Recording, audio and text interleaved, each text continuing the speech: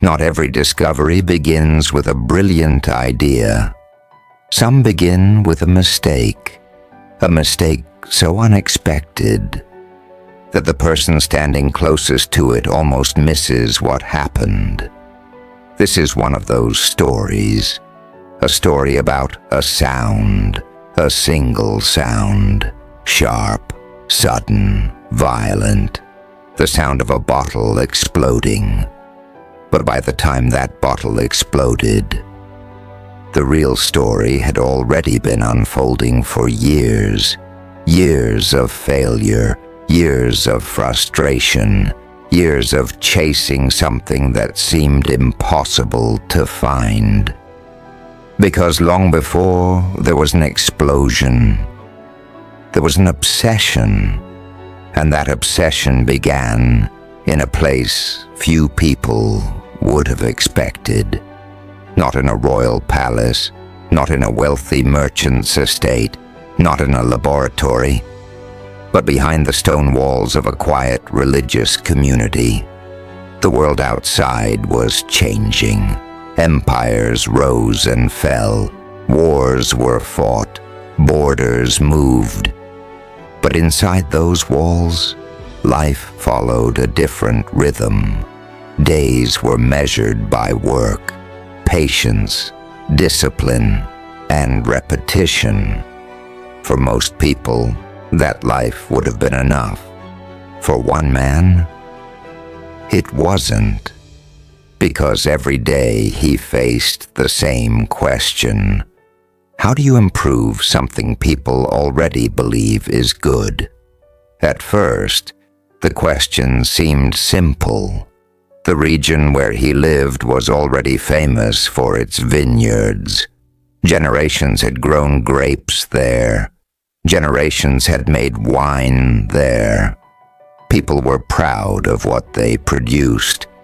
Yet every time he tasted it, he felt something was missing. Not something obvious, something difficult to explain.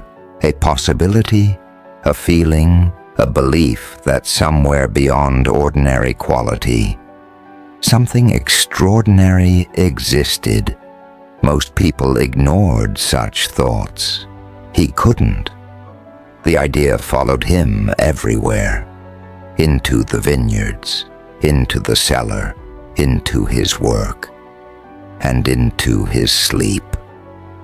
The more he thought about it, the more determined he became. So he began experimenting. One blend after another, one season after another, 1 year after another. At first, failure was easy to accept. Failure meant progress, or at least that's what he told himself. But as months became years, the failures became harder to ignore. One batch looked promising, until it aged badly. Another carried a beautiful aroma, until the taste disappointed him.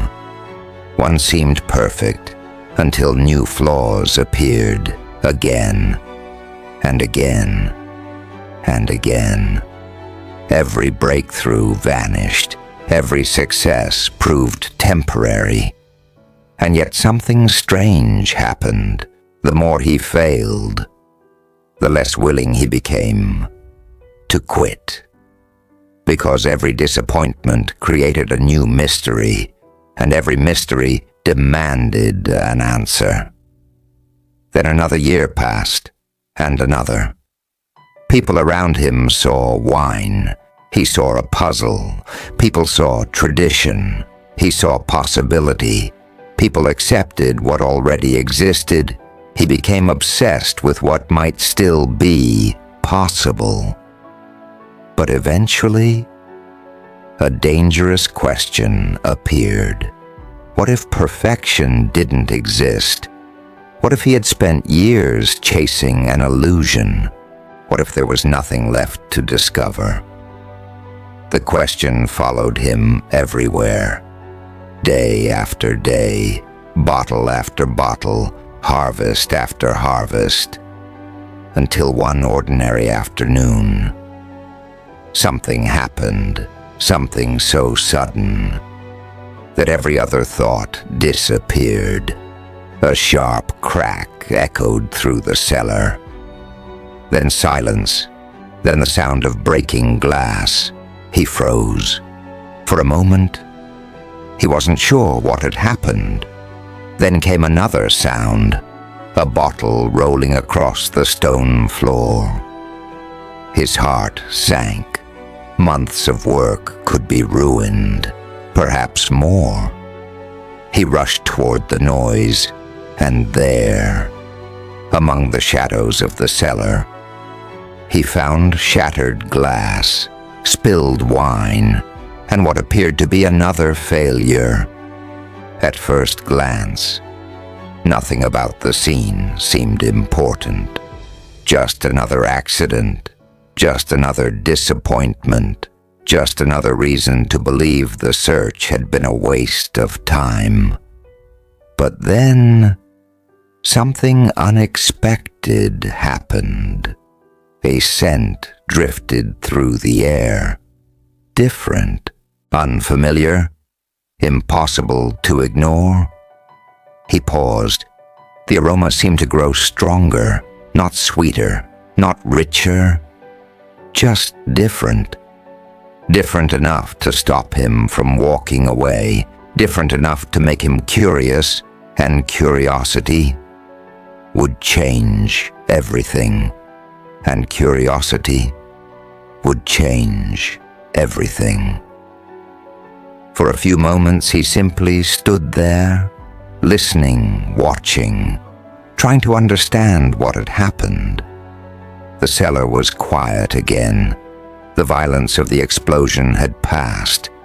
Only the evidence remained: broken glass, spilled wine, and that strange aroma still hanging in the air. Most people would have focused on the damage. He focused on the mystery. Slowly he knelt beside the shattered bottle. The scent was coming from the wine itself. That much was clear. But why did it seem so different? He had worked with wine for years. He knew its aromas, its strengths, its weaknesses. Yet this was unfamiliar. The longer he studied it, the more curious he became. Finally, he did something simple, something that would change his life forever. He tasted it, just a drop. Nothing more. The flavor surprised him immediately, not because it was stronger, not because it was sweeter, because it was alive. The sensation was unlike anything he had experienced before. There was energy in it, movement, a brightness that seemed impossible. For a moment he wondered if he was imagining it, so he tasted it again, and the result was the same. Suddenly, years of disappointment felt very far away, because something extraordinary had happened inside that bottle, something no experiment had ever produced, something no plan had ever predicted. The question was no longer whether the wine was different. The question was, why? What had transformed an ordinary bottle into something extraordinary? The answer wasn't obvious. In fact, it would take time to understand. But one thing became clear almost immediately. The explosion had not destroyed the experiment. The explosion had revealed it. The bottle had failed. The wine had succeeded. And that changed everything. For years he had been searching for perfection in familiar places. Different grapes, different blends, different methods. Now an accident was suggesting a completely different path. A path no one had intended to follow. The more he investigated, the stranger the story became. The wine seemed lighter, more vibrant, more exciting. It possessed a quality that ordinary wine simply didn't have. And there was another mystery, a dangerous one, because the same force that created this remarkable drink was also destroying bottles. Pressure, invisible, silent, building inside the glass, sometimes for weeks, sometimes for months, until suddenly, the bottle could no longer contain it. The result was chaos, exploding bottles, broken glass, lost wine. At times, entire collections were ruined. What looked like a discovery also looked like a disaster, and that created a difficult choice. Should the process be stopped, or should it be studied? Many would have chosen safety. Many would have walked away. But walking away had never been his nature. Not after all those years, not after all those failures, not after coming this close to something extraordinary. So instead of abandoning the mystery, he pursued it carefully, patiently, relentlessly. The cellar became more than a workplace. It became an investigation. Every bottle carried a clue.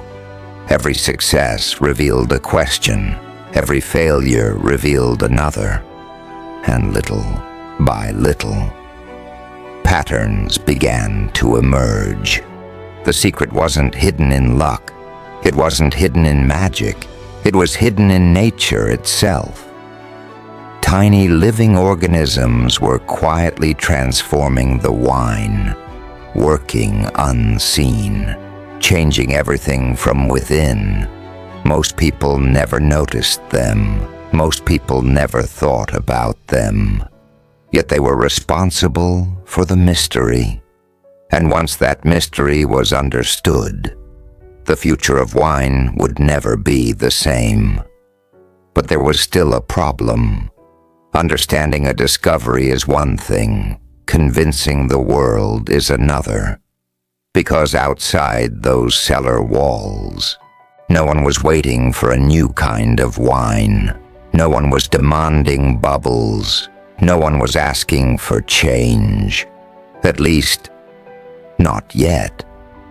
What happened next would transform an accidental curiosity into one of the most celebrated drinks on earth.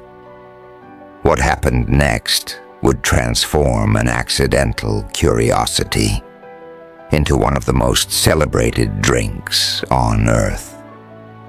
At first, the discovery spread slowly, very slowly, not through newspapers, not through advertisements, not through grand announcements, but through whispers, conversations, recommendations, and the reactions of those fortunate enough to taste it. The experience was unlike anything people expected. The wine seemed alive, bright, elegant, unforgettable. Some were surprised, others were amazed. Many wanted more. And once people experienced it, they found it difficult to forget. Yet success was far from guaranteed. The same bubbles that made the wine extraordinary still created problems. Bottles continued to break. Wine continued to be lost. And every improvement seemed to create a new challenge. But by now, something had changed. The question was no longer whether the discovery mattered. The question was whether it could be perfected. And so the work continued, year after year, experiment after experiment, failure after failure, until gradually, the process became more reliable, The mystery became better understood, and the accident began its transformation into an art form. Soon the reputation of the sparkling wine spread beyond the region. Travelers talked about it, merchants became interested, important people began asking for it. Then something remarkable happened. The drink found its way into places where only the finest things were welcomed. Royal courts, grand celebrations, lavish banquets. The sparkling wine became associated with achievement, success, luxury, and joy. A beverage born from uncertainty was becoming a symbol of confidence. A drink discovered by accident was becoming a tradition. But perhaps the most fascinating part of the story is that the man at the center of it never began his journey hoping to create sparkling wine. That was never the goal. His goal was perfection. He simply refused to stop searching. And because he refused to stop, he noticed something others might have ignored. A strange aroma, an unusual taste, a broken bottle. History often celebrates great victories, but sometimes history is changed by a person willing to pay attention, willing to ask one more question, willing to take one more look, willing to taste one more drop. Centuries have passed since that day in the cellar. Empires have disappeared. Kings have been forgotten. Entire generations have come and gone. Yet the discovery remains. Every year, millions of bottles are opened around the world. At weddings, championships, New Year's celebrations, historic moments, moments people never want to forget. And each time that familiar sound echoes through the air. Pop. Most people hear celebration. Few hear history. Fewer still know the story hidden behind it. A story that began with frustration, continued through failure, and changed forever because of curiosity. The sparkling wine would become known throughout the world as champagne, and the man whose name became forever connected to excellence was Dom Perignon, not because he set out to invent champagne, but because when an accident appeared before him, he recognized its value. And that may be the greatest lesson of all. Sometimes success does not arrive looking like success. Sometimes it arrives looking like failure, a shattered bottle, a ruined experiment, a problem waiting to be cleaned up. And sometimes the people who change history are simply the ones who stop long enough to look closer. And now, you know the rest of the story.